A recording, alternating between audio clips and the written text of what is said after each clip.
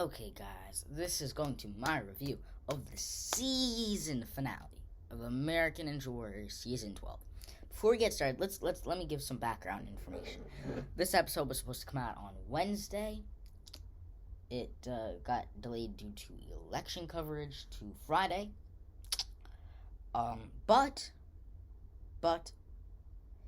I was able to watch it yesterday on Thursday. How did I watch it yesterday on Thursday, you ask? So, you see, delaying it till Friday was a last minute thing. You know, it was just, boom, oh yeah, we got to delay it to Friday, election coverage, stuff like that. But they already had deals in place to have it on different streaming services that they probably weren't able to change in time for it to be on. So American Ninja Warrior season finale was on Amazon Prime for renting it. And so I rented it before. Like, heck, I probably know this results before most people who fell in the semifinals did. Just to give you some proof. I mean, I'm obviously not gonna upload this video, hopefully, till the episode airs. But I'm just saying that I know what went down. But this episode had a little bit of everything, I guess you could say. You know, a little bit of shocking falls, great successes, you know, crazy moments. And I've already went in depth about my thoughts on the Power Tower being the ending. I'm not going to get into that again. It's fine for this season, fine for this unique season.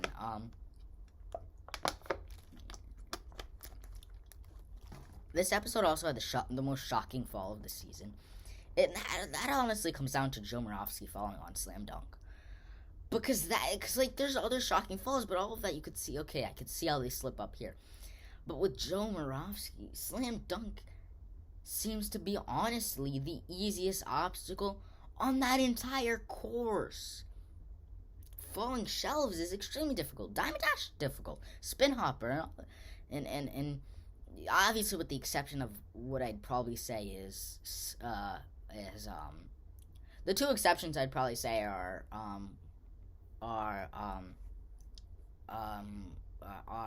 what's it called? Spring Forward and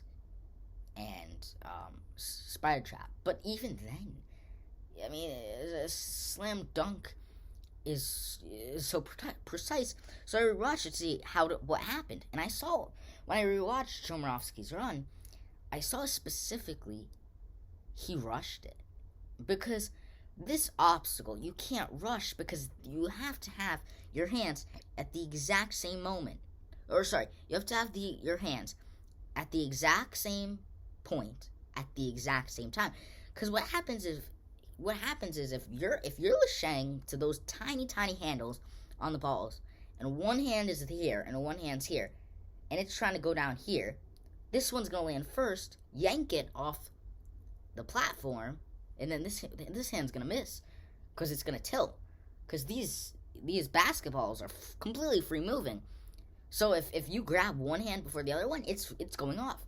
So what happens is he rushed it, and what happened was, you can't rush this obstacle because you have to know exactly when to let go of that other bar and view the hands. So here's what he did. He went on the first Slam Dunk ball. He immediately took one backswing, lashade, took one backswing, lashade it to the next one, without taking the proper time to maybe have a couple more backswings to really get into that rhythm. And I think it was a simple case of overlooking an obstacle. And that's not an excuse for why Joe fell. He fell because this obstacle straight up beat him. It just did. That's just the name of the game. You know, it just happens. It happens to all of us. But it shocked me A&W editing wise, because A&W editing on the finals, whether it's in Vegas, whether it's in St. Louis in season 11 or season 12, or wherever, they always like showing the fastest runner of, especially on stage 1, particularly on stage 1. They always show the final competitor that they show to take on the course to be the fastest finisher. They didn't do that. They showed Joe Moravsky last, and he had a shocking fall, didn't even move on to the power tower. Which is, again, you've heard me say it before. You've heard me say it. But I said Joe Moravsky was one of my winner picks. And that was from a skill and editing perspective because they showed him all full runs, which they only did for a couple other ninjas, you know. But immediately when this episode started, I had a feeling it was Daniel Gill. And I'll tell you my clues. So, you know, in every episode, they have the opening sequence, or opening, you know, where they have, like, the whole montage sequence at the very beginning of the episode. And so for this episode, they had different quotes from different ninjas. But they spent, like, a couple minutes on Daniel Gill's quotes and showing all his finishes. And then when it became also more telling, when after the first 2 runners, and they're about to cut to commercial break, they show another quote from Daniel Gill. They don't show any other quotes. So the point is, they gave Daniel Gill so much editing that by the time they went to his promo piece, and they're talking about, I want this money for the kids, and for, see, like, they know how to get you to root for a competitor when they're like, we want to buy a house, because we want kids, and we want a family, and then, you know, they show one of these big, elaborate profile pieces that were like 10 minutes long, 5 minutes long, you know, so it was long.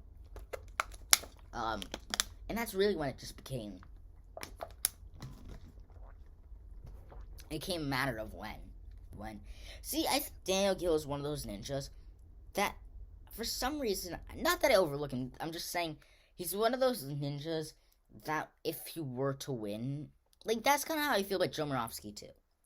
It's like, they're kind of ninjas that are so good, but they kind of have this almost, they just, not bad luck, but it's just, it would be too good to be true, in the sense where it's like, AEW has a you know, always tends to kind of sneak up on you with who wins or who goes far, you know, in a sense where it's like the good names, not that they don't have what it takes, I'm just saying, you know, sometimes, just have freak accents, and a lot of them do, because they think, so it's rare when you see someone who deserves to win, and I do truly believe Daniel Gill deserves it. I mean, he came 3 seconds short of winning it last year, but why I was so hesitant was, again, when you look at their track record in the past, they give full runs to those who do great.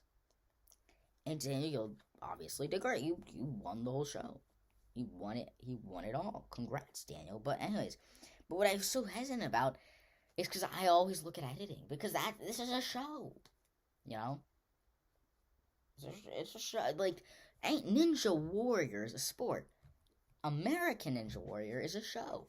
So I'm looking at an editing standpoint here. You know, a complete editing standpoint. And from an editing standpoint, showing him having a mid run. Because when you look at it last year, Daniel Gill got all full runs. Every run, full run. You know? And here, you got him. Now clearly I know not to overlook that. And then but then I started to think about him from an editing standpoint. And you go back to qualifying, he was the final runner they showed in qualifying. And he missed the power tower and he missed the mega wall. Meaning his run was just a standard finish. So why show him last? Well, because he won the whole thing. You know? But, anyway, so, the Power Tower 8, and Amir Malik was also, you know, kind of crazy. Big surprise. But the Power Tower 8 is Amir Malik, Lucas Reale, Austin Gray, Adam Rail, who else? Jessica Black. I'm so glad she made it, because it's just like the fact that only 8 people make it on and one of them is female, is great. It's just great stuff. It's great to kind of see that. But anyways, who else? Did I see Amir Malik? I think I also did, yeah. Adam Rail, I think, Najee Richardson, think I got them all. Yeah, those are your 7. Oh, and Jake Murray. Those are your 8s. Your 8s. And also I have to commend them for showing R.J. Roman because Drew was on his side. Like, I encourage everyone who watches to rewatch R.J. Roman's run and look at the camera angles they use for R.J. Roman's run. Look at the camera angles they use for R.J. Roman's run. And you know what they do that's very sneaky? Is, you know how sometimes when they show a runner, they'll show the runner, but they'll have a tiny corner at the bottom where they show someone on your sidelines in that little square. You know how they do that? They did that with R.J. Roman. You know, they put Jody Avila on that square, clearly to cover out who, Drew. Drew was on his sideline. So, when you look back at RJ's run, look at the weird camera angles they used that they never really use. And I think the same thing with Flip. Because you look at Flip's run from last week. I rewatched it on his YouTube channel. But you could tell they were being, like, weird camera angles, Very weird camera angles. So, but, Jessie Graff fell, on falling shelves. She really fell because of her shoulder, and she got, obviously now, she got, definitely, shoulder surgery. I do believe Jessie LeBrecq, even though Jessie Graff has always been for a long time my favorite female competitor, I definitely do believe now Jessie LeBrecq, who is in her prime, she's at her pinnacle, she's at her peak, is I'd say surpassing Jessie Graff. But anyways, to move forward from that, again, I already talked about Joe Morosky. Jake Murray flew through the course. Oh, and by the way, RJ got a mid-run, so I'm glad they showed RJ at all, considering, all the different camera angle techniques and kind of wizardry they had to use for his run. Who else? Adam Rail kind of had a cool story. I think his story is kind of, interesting, because, like, this idea of, like, I guess kind of go that full circle feel of that they showed a mid-run at the Diamond Dash, which was weird because it felt like they had plenty of time to show his run. You know what I think it is that if they showed his full run, he probably went through the first 3 obstacles, and at the very most, a minute. So if you want to say, okay, a minute.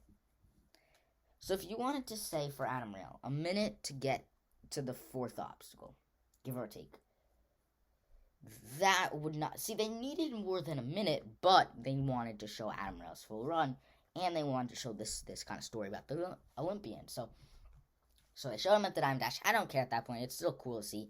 So he finished. Then the Power Tower again. We got the Power Tower 8. Let's go over the 8. Okay, so first with Austin Gray and Lucas Reale, because I'll lump those two together. What the heck? From an editing standpoint, they got one, prior to the Power Tower, they got one run of theirs shown. Like Austin Gray, this season's runner-up, got one full run. One full run. Compare that to last year's runner-up, Daniel Gill, who got all his runs shown, so much airtime. But Austin Gray, our winner, our runner-up, one full run. One full run. Lucas Reale, at the very least, a guy who made it, you could say, 8th place, or 7th place, or whatever. Lucas Reale, the guy who made it in our top 8. One full run. And it's not like they did bad. Austin Gray, you're talking about a guy who hit the buzzer in qualifying, hit the semifinal. He literally was one of, I believe, actually a lot. I was about to say one of 7. Sorry, one of 6. One of 6 athletes to hit 3 straight buzzers. One of 6. And yet, only one full run shown besides the power tower? Come on. Because that means when you get to the power tower, there's no stakes. Because why would they have Austin Gray win it all if he got one run featured? But when I thought about it, when I thought about his qualifying run, when I thought about Austin Gray's qualifying run, they practically gave himself a profile piece in the fast forward segment, because they're like, Austin Gray looking for love. You know, he shared his kidney. Now another organ's up for donation. You know, and so they kind of gave that the whole thing. So, but that kind of sucks for a guy like Austin Gray. He's so excited. He's the runner-up. Gets to watch himself compete. Nah. Because, like, you would think, when a guy becomes the runner-up, literally gets second place, or for Lucas Reale, gets probably, 6th place, you'd think for them, they'd get more airtime than they normally would have. No, Lucas Reale, for example, got more airtime last season, mainly because he went to the power tower. But anyways, regardless, he had more airtime last season. Yet, you could make the argument did worse than a season where he was in probably the top 6. I don't know. So just, I will never get over, because, that's the thing, there's no excuse. You know, I get it.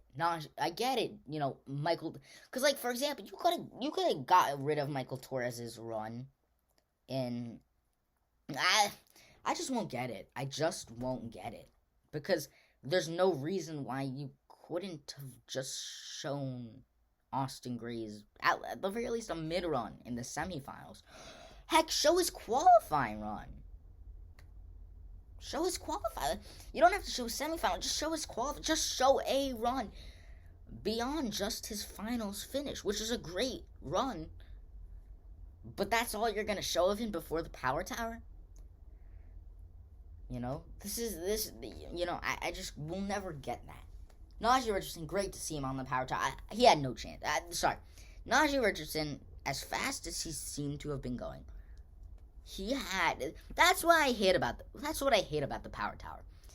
Is it's you could be Najee Richardson. If I had to make the pantheon of the top 5 ninjas, he's up there as a contender. If I had to make the Hall of Fame for American Ninja Warrior, for Ninja Warrior, he's up there. Because to be a Ninja Warrior, you have to have a little bit of everything. But you can be someone who's one of the greatest of all time. But just because you can't go fast shouldn't mean you can't win. So he had no chance on this format, you know? And that's kind of what I felt for Adam Rail a little bit, honestly. Because Adam Rail has all the power in the world, all the strength in the world. But I don't know about speed. You know, he's fast, but he's not really fast, he's efficient. And I think that's the difference, is I think on the power tower, you can't just be efficient, you have to be fast. You know? It's not be efficient, it's be fast. Yes, being efficient will make it fast, but most power tower runs are not the most prettiest thing in the world. But yeah, I don't know. So, for me, it was honestly between Jake Murray and Daniel Gill. Those were the total package for a power tower thing. And by the way, Daniel Gill has a huge advantage, you know? Because he's been on the power tower. This is his 3rd time on the power tower. It's Jake Murray's 2nd. And, Lucas Reale's 2nd. But it's and Jake Murray's 2nd, but it's Daniel Gill's 3rd time. But it doesn't matter. But yeah, he was versing Jesse LeBlanc. Jesse LeBlanc did good. Jesse did as good as she could have done. You know, I'm sure she knew. Yeah, maybe I don't have the biggest chance in the world, but it's just fun to play on a 40-foot beast like this. You know, it's just fun. But it just the ending felt weird because it was just kind of like when it's that kind of elimination style. It's kind of weird because it's like, oh, well, that ninja's done. Oh, not that ninja's done. That ninja's done. Oh, that ninja's done. Oh, Daniel, you won. You know, because like when you look at stage 3, it's kind of like, oh no, he fell. No, you know, this kind of felt like I think they kind of the stakes didn't ever feel real. I feel like, obviously it was, but it was kind of like, oh man, you beat me, Daniel. Congrats, up Jesse LeBlanc. They didn't make a big deal of Jesse LeBlanc's season being done or Najee's season being done. It was like, up, Najee's out, Jesse's out. Next Terry, you know, it kind of felt weird in that sense. But this whole season fell off, but naturally so. So the season as a whole was the best they could have done between the COVID circumstances, but also the Drew circumstances. Because they had to, and I give the editors for this season, despite my problems with not showing much of Lucas Reale and much of Austin Gray, despite my problems with not showing, Tage Harrington instead of Sean Bryan, or any of those problems, besides any of those problems, it's so challenging to in many ways cut out what you can argue the biggest star of the show going into this season. You could make the claim that he was in some ways the face of the show, Drew, and so to cut him out of every frame of every episode of every run and to basically make him non-existent is a hard task when he's on the sidelines for a lot of runs, when he makes it far. And they lucked out that he fell he didn't make it to the top 8. No idea where he fell, but fell in the top 8. He didn't qualify for the top 8, which was good news, obviously. But it was a fun season, and it was great. So where does it rank? It kind of is in its subcategory because it's American Ninja Warrior, but a different way, in a completely different way. Where it's not, this season was great. It had everything you wanted in the sense where it's great. Great courses, great obstacles, great competitors, returning fan favorites, shocking falls, big successes. So it had a lot of great stuff in it. It really did. It really had a lot of great stuff. But it was very much in its own category, in its own place in the pantheon of American Ninja Warrior. Favorite obstacle is still Ring Chaser, followed by Dungeon, Corkscrew, Burn Rubber, then what other new obstacles? Dragon Back, all that stuff. The new obstacles this season were probably the best new obstacles since a long time. Dragon Back, Corkscrew, Burn Rubber, my favorite, Ring Chaser. So they had a lot of cool new obstacles, but anyways, stay tuned for more videos coming right